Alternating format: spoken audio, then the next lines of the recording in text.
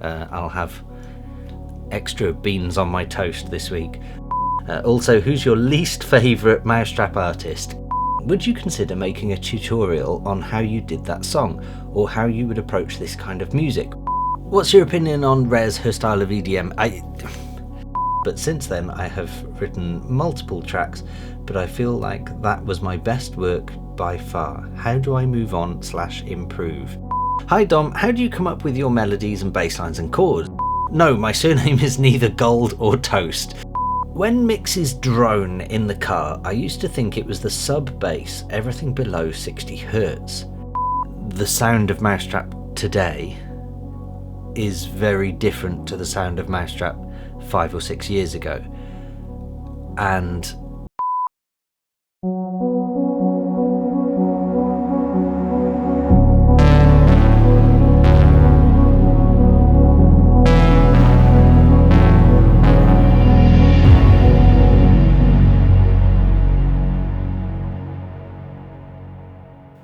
hey guys, welcome to the Kane Audio vlog. It's Friday, it's time for another Ask Me Anything. Usual rules apply, comment anything you want below this video and I'll get back to you in next week's video. Before I look at last week's video, what have I done this week? It's been a bit of a weird week because there's been works going on in the street and we've lost internet, and so I've taken that as an opportunity to do some DIY. I've really not done much in terms of music work. More just following on from last week, more admin stuff on album, really nothing I can talk about that would entertain you. I think that's basically it. This week has just flown by. Yeah, there is nothing, and I'm looking at house admin. There's nothing. I think I mentioned last week I updated the tonal display playlist. If I didn't mention that, I have done it, so please do keep listening to that. Link will be below this video and it's on Spotify. Yeah, if you've got a free account on Spotify, you can still listen to public playlists. The only difference is you can't listen to them in order of how I put them together. But in all fairness, I don't really put too much thought into the order because it's just good music and the order of it is not important. I tend to just pay a bit more focus on maybe the first couple of tracks and the last couple of tracks because I kind of want it to finish on a twist or start with a nice intro. That's basically it, so check it out. Right, let's get on with it. There's a few to get through today. So, starting at the top, Andrew Hollis. Hi Dom, showing my age now. When you were talking about electro as a genre, you didn't mean the original 80s electro sound, did you? No, I did not. I meant electro as people call it now. I'm very well aware of the 80s electro sound, and as much as I love it, that's not what I was on about, because that would have meant I was DJing in the 70s. Yeah. Yeah, and on that note, same as when I say the words or the acronym EDM, I mean it to mean the modern version of a genre. For anyone that's as old as me or Andrew Hollis, in the late 90s, early noughties and onwards, EDM just meant electronic music, really. It was just... that's what we call it, whether it was breaks, progressive, whatever, you know. I first sort of came across the term maybe in magazines, but it was used in, again, showing my age, the Global Underground forums. For any of you that are my age probably, and were into progressive house music back then, or breaks or anything, then you'd have probably been well aware of the Global Underground forums. They were the place to troll. Yeah, and people would just use the term EDM to just mean exactly what it stands for, electronic dance music. It wasn't a genre, it was just a term for electronic dance music. I don't know how much clearer I could be on that. Anyway, there we go. Moving on. Daily Patcher. No question for this week yet. Just wanted to say I've started using Spotify again. I was using Apple Music mostly for a bit, and I'm really digging your tonal display playlist. Thank you. I favorited literally every song. Also, I'm about halfway through your new Sonic Academy course, and I'm enjoying the approach you took for the remix. Cheers. Well, cheers to you. Yeah, I tried Apple Music whenever it was launched. And I really liked it, and I liked the curated playlists and stuff that they did. But I found over time that Spotify just offered much more scope in terms of being able to share a playlist. So for those of you that are new to the channel, you won't know that actually this Spotify playlist I put together, I curate. I tried getting in touch with Apple to do an Apple version because I couldn't work out how to do it, and basically there isn't a way that I can publicly share playlists on Apple Music, so the social side of it is not there. I also found that with Apple Music, browsing music was just not quite as intuitive. The algorithmic side wasn't quite as good, whereas Spotify, I consistently find new artists and new music. So I've got to be honest, I feel like sometimes I'm sponsored by Spotify. I think as a musician, it's worth noting that Apple Music, I've never seen Apple Music in a royalty statement, or iTunes. I've never seen them in a royalty statement and gone, oh wow, nothing has ever jumped out. There's been a few tracks maybe on Beatport where I've, every quarter or 6 months or whatever, you get your royalty statements through, you have a look and quick skim through and see what sold and in what numbers and whatever. Every now and then I used to get the odd Beatport one where maybe it went top 40 or top 20 or something like that, and you'd see it in your statement and go, oh nice, thanks, or similarly with PRS now, I might see a TV show somewhere and go, oh nice, that's paid well.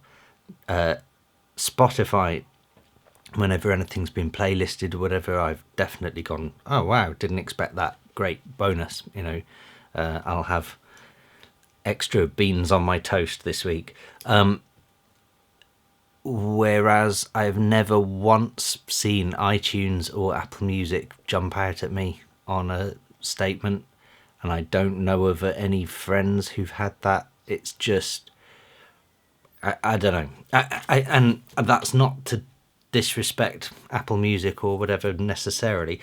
I think it's more that for electronic music, Apple don't show any interest. They don't. There's no support. There's no anything there. So yeah, that's that basically. Yeah. So, and you've started watching the Sonic Academy course. Cool. Barely awake. Hi Dom, relax. High five. I really like your Spotify playlist. A few people have been listening then. Thanks to it, I discovered Rival Consoles, who I've been listening to what feels like non-stop recently. I also saw/heard that you have 2 new songs yourself on that list that also go more into this kind of ambient electronica. In brackets, I'm horrible with genres. Do you know what? I hate genres, so I think ambient electronica is about as specific as I'd be willing to go. Love Worry About You, which brings me to my question. Would you consider making a tutorial on how you did that song, or how you would approach this kind of music, which I guess is more listening to than dance to music? Would love to hear your thought processes in creating this music. So, in a word, yes. I'm gonna be, obviously I try and do at least 1 or 2 big tutorials a year, and that Worry About You, I think, is probably a good sign of where I'm kind of heading musically these days. So which is why I wanted to be a part of that ambient electronica, or late night electronica, I think it was called, the album, which is why I wanted to be a part of that, because I felt like that's where I'm heading in that direction these days. So yeah, absolutely. I don't know about that specific track necessarily, because I've not long done the deadmau5 remix one, and it might not tie in with timings, but certainly at some point in the next 12 months there'll be more music like that, and I will definitely do tutorials, because I think there's a slightly different mindset with the ambient electronica stuff, I think, and I definitely feel myself gravitating towards that sound these days. By the way, love Altered Carbon, but come on, man, the Expanse, cough, cough, hint, hint. Yeah, I still haven't, but please do keep reminding me, because, as I've said last week, I have the world's worst memory, which I remembered. Thanks, have a great weekend. You too. Right, I've just got to change the battery on the camera. I'll be back in a second. And I'm back. Right, where was I? FanFan87, salut Dom, relax, high five. No question this week. I wanted to say, if Atlas signed his ambient album Lavender God on Mousetrap, I'm 76% sure they would accept yours, as experimental and personal it can be. Have a nice AMA and weekend. Thank you very much, you too. Yeah, so I think... First of all, high fives to Atlas. It's a great album, the Lavender God one. However, I feel like Mousetrap could have done more with it. In that, if you compare the promotional energy they put into it compared to something like Rez's album, and I don't know this for sure. I don't know what happened internally, because I've not looked, but it feels like two very different stories. So I feel, and that's kind of what I've been on about the last few weeks, is that, you know, the thing is I'm kind of lost for words, because I don't want to sound ungrateful or anything like that, but I think I'm trying to sort of phrase it as advice for everyone out there, that signing to a big label doesn't necessarily guarantee anything. In fact, it definitely doesn't guarantee anything. And if a label is known for a particular sound, and I'll use Mousetrap as an example, I think here, Mousetrap kind of has a Mousetrap sound. We know what that sound is. Some of my instruments have that sound. Some of Atlas's instruments have that sound. But I think myself and Atlas maybe don't really... That's not the key focus of our music. But it fits. So... But if you were to look at someone like Rez or IO or whatever, you know, the front page superstars of Mousetrap, they have a very different sound, which is very, very much more the Mousetrap sound. And I think, you know, just because you fit into a label doesn't necessarily mean that that label is perfect for you. So what I'm trying to say is that with my album, I guess Mousetrap probably would sign it. It's not about whether they would want it or not. It's more about whether I feel that it fits perfectly with the Mousetrap ethos. And I'm not convinced that it does, because especially more recently over the last few years, I think Mousetrap has changed direction musically. And I'm pretty sure everyone kind of agrees with that, that the sound of Mousetrap today is very different to the sound of Mousetrap 5 or 6 years ago. And I don't mean that in terms of course, all music evolves. I think the direction and the actual vibe and attitude of Mousetrap today is radically different to Mousetrap of 5 years ago, let alone 10 years ago. And I don't think that my album necessarily sits in where that's heading, because if anything, my album is kind of counterculture to the whole image-based thing, and that's not where Mousetrap sits. So it's one that I've had to sort of think long and hard about, and as much as I know that Mousetrap would get some good exposure for the album, I'm not sure if they really know what to do in terms of ambient electronica, because I think they have a network, and this is where you've got to be very careful with record labels that I've kind of touched on before, where a label like Mousetrap is predominantly, let's call them club bangers. So they'll have a network of people, whether it be DJs or radio shows or whatever, that are key supporters and able to help in the promotion of whatever music gets released. Whereas if they were to throw out an ambient electronica album, I'm not sure that they have that key network and support in place to manage that. So it's different. But yeah, there we go. Gold Toast. Hey Dom, have a relaxed high-fiving weekend. No, my surname is neither Gold or Toast. I didn't think it would be. My artist name is something completely different. This is just an old gamer tag that's stuck around. We'll edit comment later with question. You didn't.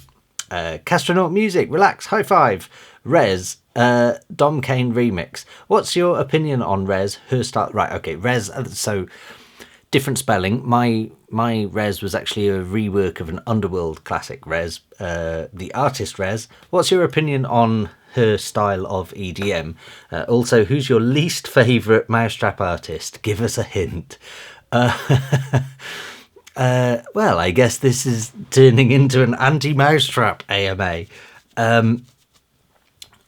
What's your opinion on Rez, her style of EDM? I don't really have much of an opinion. I liked the style and sound and whatever that she took at the beginning. The first couple of tracks that I heard of hers were great because they were just different. They were just... it's not something I'd heard before, and I liked it. So I've got a lot of respect for that. The 4th, 5th, 6th, 10th, 20th track I felt was kind of no different. I could be wrong because I've not paid that much attention, but I feel like that 100 BPM slowed down, bit crushed thing is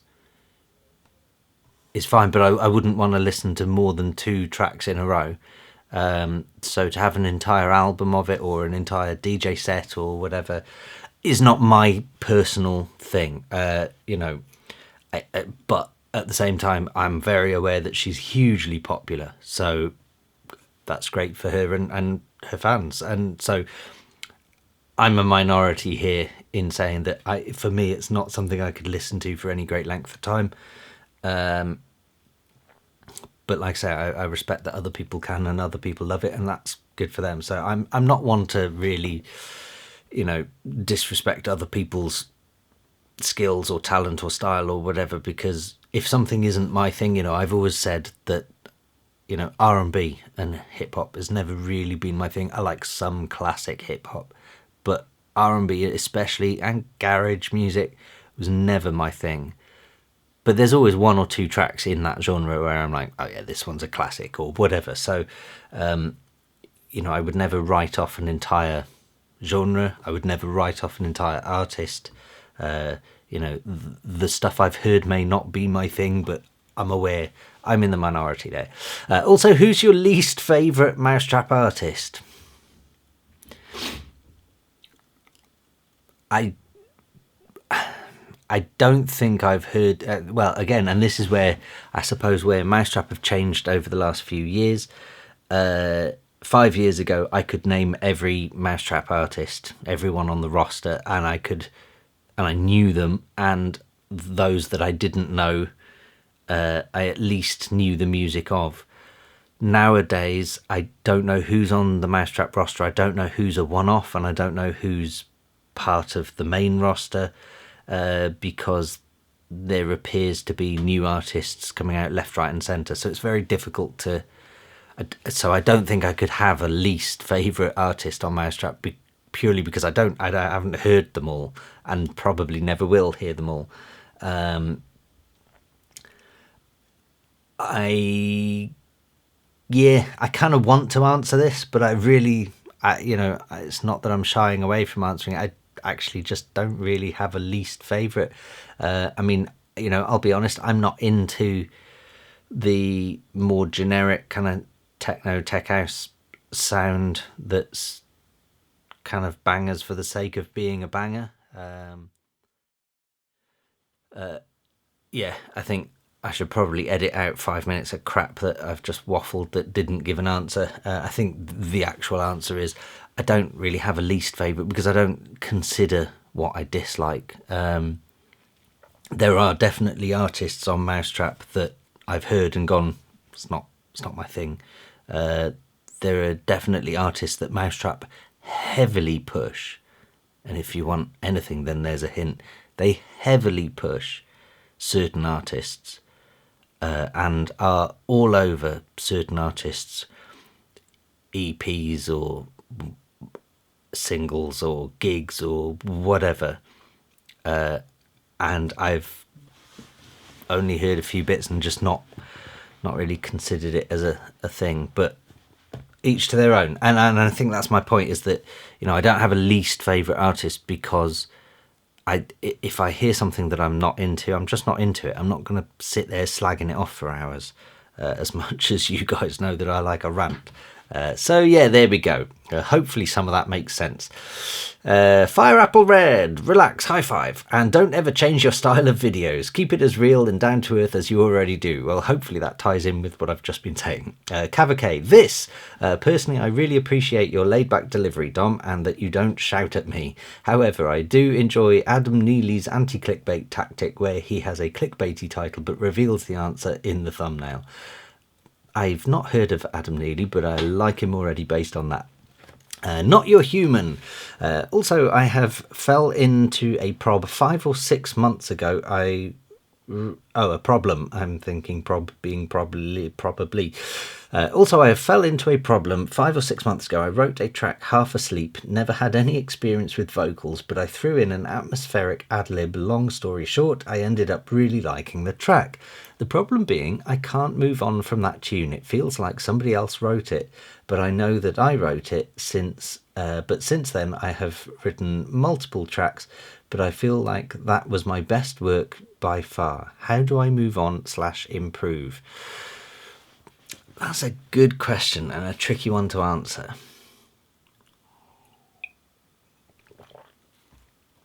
First of all, don't worry, because I think we all have moments, and I've talked about this a lot before, where certainly at the beginning, every couple of weeks you think, right, this is my best work, and then every couple of months, this is my best work, and then every 6 months, this is my best work. And the longer you're in the industry, the longer that gap happens, and that's just part of evolution. But the thing you've got to remember is evolution is not a straight line.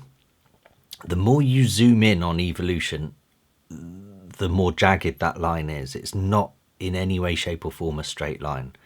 As much as we see, our learning growth chart to be sort of a perfect curve, in reality, if you were to zoom in on any 1 week, day, month of that curve, it's going to be all over the shop. So, first of all, I just wouldn't worry about it too much. I guarantee you, in say 2 years, 3 years time, you're going to look back at whatever track that was and go, oh, that was just tip of the iceberg. Because I dare you to find a musician or producer that has been musicianing or producing for a long time, and just find one that said, yeah, I stopped learning stuff. I dare you to try and find one somewhere on planet Earth that one day turns around and goes, yeah, to be honest, I don't learn anything anymore. I know everything I need to know. It's just not the case. Even the most genius of musicians who maybe study a niche instrument or a niche section within an orchestra, I guarantee you they still consider themselves absolutely learning new things all the time. That's just part and parcel of creative talent, I think. So really don't worry about that. As for moving on, maybe the best way is to try and do the opposite. Do something that's completely just breaking out of that mindset, because it feels like from what you're saying, you're sort of stuck on this, right, this was the one, this was the way to achieve something. So just go the opposite way for 10 tracks and see how you feel. And then maybe come back to it, and you might find that you have a slightly different approach to it, or that you can add to it. And that, again, is part of evolution. So, again, where I've had it with tracks myself where I've thought, oh, maybe I've peaked. But the thing is if that were true, I've peaked a million times in my career. So, it keeps happening, and I keep getting to the point where I think, oh, maybe this is the peak, and it's not. It goes on forever, so don't worry. St. Nicholas, hi Dom, how do you come up with your melodies and bass lines and chords? Do you jam out on keys, or do you draw mostly in the piano roll? Do you jam and then work out what scale you'll be in, or do you pick a scale before coming up with a musical theme or idea? Good question. So I am not great at music theory. So what I like to do is pick a scale first and then play around with that scale. And because I'm always kind of trying to teach myself more music theory, I'll sort of play in and around a scale as well, and sort of go, oh, well, that works, oh, well, that doesn't work. And just I like to sort of, so I'm kind of jamming in a way, but a bit too freestyle. So it's not, I can't just suddenly sit there at the piano and go, here's this beautiful melody. It's not how it works for me. I'll literally just sit there and just play with some chords and go, okay, I like that transition from this chord to that chord. That sounds nice. I wonder if that, I feel, and then in my head I'll go, well, I feel it needs to go down lower, so maybe I'll try a chord a bit lower down and go, no, that's not the one. And I'll play around there, and I'll then maybe hit record on the workstation and go, right, play that chord, play this chord, and then stop recording. And then just to kind of, that's my way of almost sort of sketching it out. And then I'll sort of just play with those chords and just find a chord progression that I like. So it's really kind of a bit of everything. I'm kind of jamming, but with no BPM, with no tempo. I'm aware of what scale I'm in, but I'm also trying to break outside of that as well. So there's kind of a no rules type thing to begin with. I'm just freestyling and playing with notes in a scale-ish. And then I'll kind of work the bass line from that. And I think, my bass lines tend to come from the chord progressions anyway. Kind of cheap and easy way of doing it really is just, wherever my thumb lands is the bass note, I suppose. Kind of, and then sometimes I might play with that, and I might choose to go down an octave instead of up an octave or something. So again, it's kind of experimental. So it's kind of tricky, but that's generally where I start. A lot of it depends on what mood I'm in as well. There are tracks I've written where I've known exactly what I'm going to do from start to finish before I've even done it. Whereas there are other tracks where I just haven't had a clue, and then I've just kind of stumbled across, literally while I'm playing some chords, just making chords up in my head and just throwing down various triads or whatever and going, does that work? Does that work? And then I might just play two in succession and it just sounds nice. I like the change of one chord to another.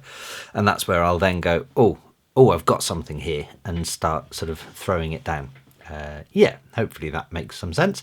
Silent Warrior, Hi Dom, it's about bass and I see the event opals in your room. Yes, I don't know if you have a subwoofer, not in this room because this room's too small, I just don't need one, but I did in my last studio because that was a good 5 or 6 meters by 5 or 6 meters. When mixes drone in the car, I used to think it was the sub bass, everything below 60 hertz.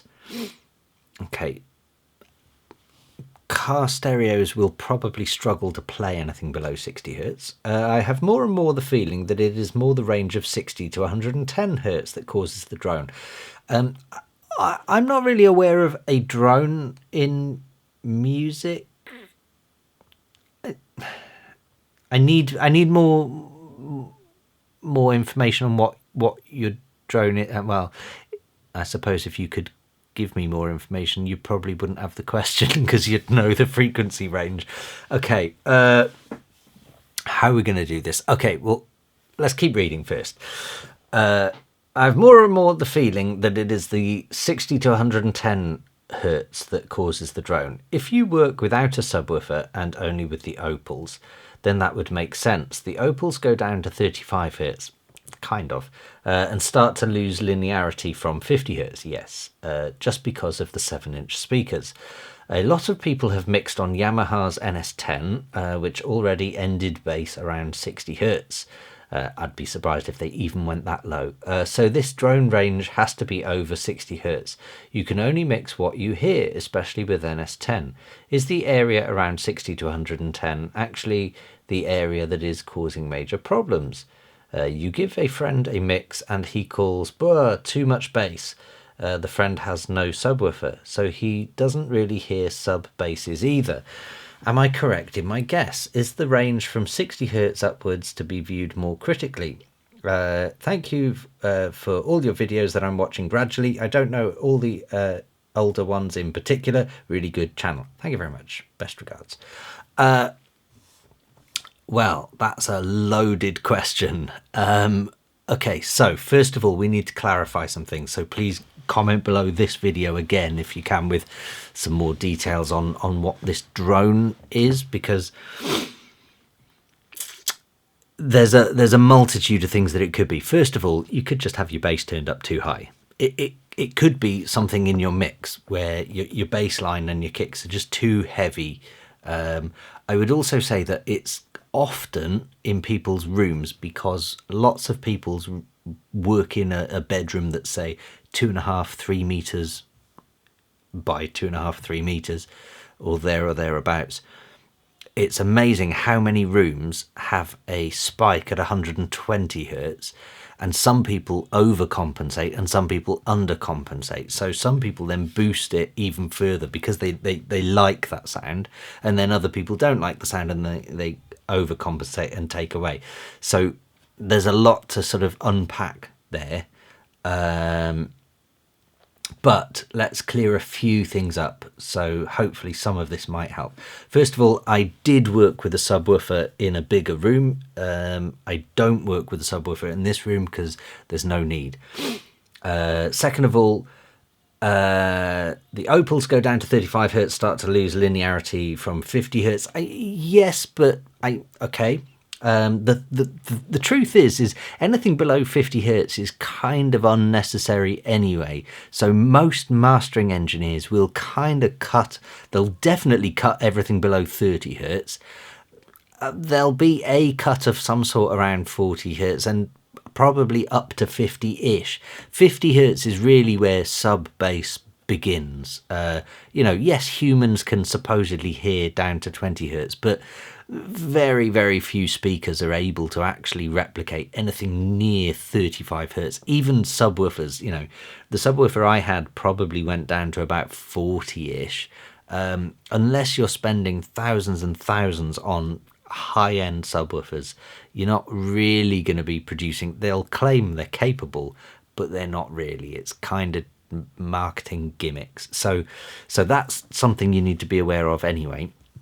So really, when we're talking about sub bass, we're talking about maybe 40, probably 50 hertz, maybe up to 60. That's, to me, is the sub bass is between say 40 and 80 hertz. That octave is kind of sub bass, I suppose. That's what most mix engineers would be talking about. If they said there's too much sub bass in this track, that's what they'd really be referring to, is between sort of 40 and 80. Anything below 40 is not really, we don't really reference it, because, you know, unless we're being very specific and saying, you know, there's some weird crazy shit going on down at 20 or whatever. So yeah, so there's that to bear in mind. A lot of people have mixed on Yamaha's NS10s. So for anyone that doesn't know yet, NS10s used to be kind of like the industry standard, but the thing people keep forgetting is that they were the industry standard in commercial studios as near-field B-set shitty monitors. The reason engineers loved them was because they were the shittiest speakers ever, in that they made everything sound really harsh and really dry, and it was just overly transparent. So if you could make a mix sound pleasant on Yamaha NS10s, then it was going to sound pleasant on pretty much anything. That was kind of the rule. However, most studios, these were just your B speakers. They were not the ones that you'd mix on full time. You know, they'd have PMCs or something in the walls. So it's kind of true that, yeah, the NS10s were a thing, but it's also kind of a bit of a myth, because really, you know, just because you make them sound good on a shitty set of speakers doesn't really mean that they're going to sound good on everything, you know, because actually more revealing speakers might reveal that you've actually overdone something. So it's about finding that average. I feel like there was always this myth amongst engineers that NS10s had some sort of magical power, and I really don't think they did. I don't think they were quite as important as everyone claimed they were.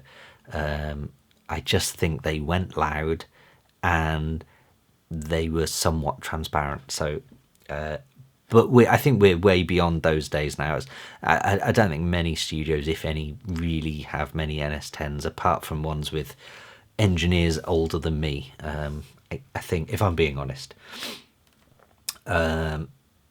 So yeah, so in terms of their bass not going below 60 hertz, sure, but the engineers, that wasn't their only set of speakers. They weren't just mixing on NS10s, and that's kind of the point I'm trying to make. So this drone range has to be over 60 hertz. I would have thought so. I mean, if you're hearing it on multiple sets of speakers, you know, one of the reasons we like to test a mix in the car is because, first of all, that's where we listen to a lot of music. But second of all, car speakers are inherently shit as well, you know. So if you can make... in fact, a lot of engineers now will test stuff on a mobile phone. If you can make a track, a bass line, sound good on a mobile phone, then your bass line will probably sound good on everything. And that's kind of, again, the deal with a car stereo. So if you give it to your friend and he says too much bass, I would say, are you an engineer? Because I'll give you an example. My sister used to talk about, oh, I like that track, it's got huge bass, and I'd always think, it hasn't got huge bass, what's she on about? And it turned out she thought bass was the kick drum. I guess bass drum kind of makes sense. That's what you learnt in school in the olden days when we were kids. So she had mistakenly called the kick drum the bass, and actually what she was talking about was the kick drum. It was just a huge kick drum that was cutting through whatever, because she liked her techno or whatever. So if your friend is saying too much bass, first of all, I would say, is your friend an engineer? Do they really mean bass, or do they mean the kicks or whatever? And also, do they mean the frequency of bass is too loud, or do they mean the bass line in general is just too high in the mix? So yeah, the friend has no subwoofer, so he doesn't really hear sub basses. Again, none of this should be in sub bass anyway. So then finally, what I would also say is, because I don't know what you mean by droning, but I do need to reset my camera because it's about to hit 30 minutes. I'll be back in a second. And I'm back. So with droning, I don't, So yeah, I would look at about 120 hertz is probably my first place I'd start looking. Have a look on graphic equalizers and stuff like that and see if there is a bit of a spike at 120 hertz, because there's probably a good chance that there is if you're working in a room that's sort of 2.5-3 meters square. Then that's probably an issue. Second of all, then I would also look at around 300 hertz, because that's also one of those, it's what engineers call the muddy area, between sort of 250, 350, maybe 270 and 330, something like that. Is quite often the muddy area. If you just scoop a bit of that out, sometimes it frees up a bit of energy. And the reason for that is because around the 300 hertz area, humans just don't find particularly pleasant. The human voice is kind of around the 1K area, and sub bass, things like earthquakes, and talking about natural sounds, earthquakes and thunderstorms and whatever, they're all sub bass in sort of the 80 hertz, 100 hertz, whatever it is. So as humans, we're kind of used to hearing a rumble, and I think instinctively, and without going into the whole sort of evolutionary psychology of music, but I feel like the deep rumbles bring in the excitement and whatever, and that's all the sub bass. And then you've got the more pleasant mid-range stuff, which is around the 1K area, because that's human voices. And then higher we've got birds tweeting and whatever, which is the hi-hats or whatever you want to call it. There isn't anything around that 300 hertz area, and that's what I've always thought. That's why humans kind of don't like that 300 hertz area. It just sounds a bit muddy, and it's a bit, is that bass? Is that mid? Is it, what is it? Why is it there? It's just sat there. It's just filling up, using up energy unnecessarily, and it's not a pleasurable experience. So if you were to look at your own mixes and your own tracks, sometimes a little scoop of maybe 2 dB around that 300 hertz area, just knock it down by a couple of dB with a really wide Q factor, and just see if that cleans the mix. Because sometimes speakers will struggle to, and I've said this before, where if you've got 100 watt speakers, your speakers are not reproducing sub bass at 100 watts, mid range at 100 watts, high range at 100 watts. It's not 100 watts across the board. It's 100 watts total. So if you've got a big, huge sub bass line and big, huge mid-range synths, and there's an overlap with big, huge 300 hertz areas, your speakers are going to really struggle to because they're going to want to, that your 100 watt speakers are going to try for 150 watts or whatever. They're going to max out, and they're going to really struggle to produce everything cleanly. So if you bring down that 300 hertz, you're just freeing up a little bit of energy for it to focus better on the sub bass and focus better on the mid range. I would say look at that. I don't know if it's going to help, but please do comment again this week below this video, and hopefully we'll get this together. We can do it as a team. So yeah, there we go, and thank you very much. Moving on, Cavalcade. Cheers, Dom. Relax. High five. Thanks for your tips. Genuinely very helpful. Also enjoying the updated tonal display. Nice to hear Shaq on there. P.S. Trying really hard to not talk about cars on a music channel, but I just watched Alpha's new video and had a bit of a moment. So for anyone who isn't aware, I am a huge Alfa Romeo Fiat fan, or Abarth as well. I'm a big Italian car fan, and Alfa Romeo have just announced is it a remake? The launch, I suppose, of what will be the new Alfa GTA, which is a new version of the Alfa Romeo Giulia, which is my absolute dream favourite cars, the Giulia Quadrifoglio. And so now they've kind of released a new version of it, which will be limited run. I think they're probably only doing 500, something like that.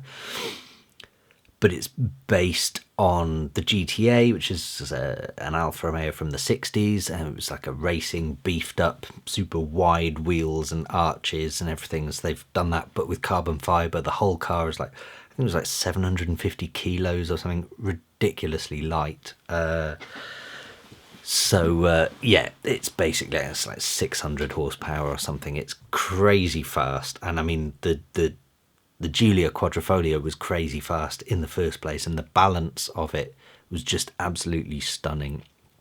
They just seem to have nailed everything from the front rear balance to the steering. And to make this more about music, I think one of the things that I like about cars and modifying my own car and whatever is much like a mix engineer will find a balance across between the bass, the treble, the mid-range, everything like that I've just been ranting about with a mix.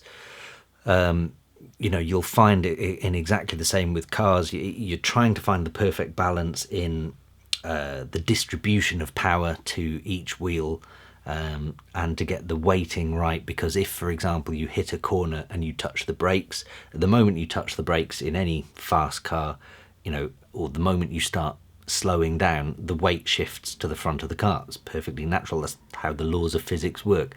But if you hit a corner and you touch the brakes, then you'll have what they call throttle lift-off oversteer, which basically means the weight shifts to the front, and because it's the front wheels that are steering, it will put the weight down on that, and it'll steer harder and faster, and it could be quite detrimental, or you can use it as a balance. So some people do what's called left foot braking, which is about finding the balance between acceleration and braking so that you can go round a corner at a more consistent speed. Anyway, my point is that as a mix engineer, you're finding all of these balance points and you're trying to get everything to just sit perfectly. When it comes to cars, Alfa Romeo had kind of pretty much just done that with the Giulia. Other than it being rear-wheel drive only, which is the only gripe people seem to have, and it's not even a gripe, they just want a four-wheel drive version that's got a rear bias. But other than that, everything sort of seems to be immaculate, and the steering is pointy as hell. And yeah, so now they've announced this GTA or GTA M version, which is the even more hardcore, stripped back, no back seats job. Yeah, it's insane. So there we go. I've just gone off on one about cars. But yeah, what a car.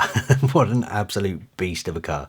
I mean, I guess that would technically replace the Giulia Quadrifoglio as my dream car because it's the more hardcore version.